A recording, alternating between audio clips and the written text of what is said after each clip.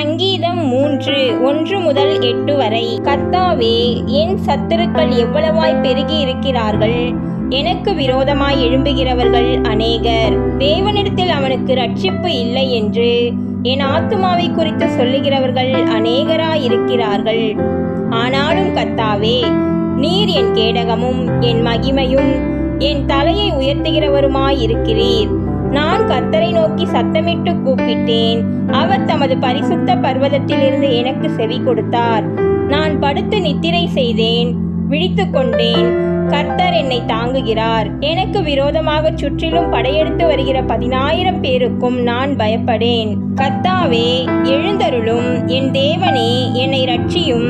நீர் என் பகைஞர் எல்லாரையும் தாடையிலே அடித்து துன்மார்க்கருடைய பற்களை தகர்த்து போட்டீர். இரட்சிப்பு கர்த்தருடையது. தேவரீருடைய ஆசீர்வாதம் உம்முடைய ஜனத்தின் மேல் இருப்பதாக.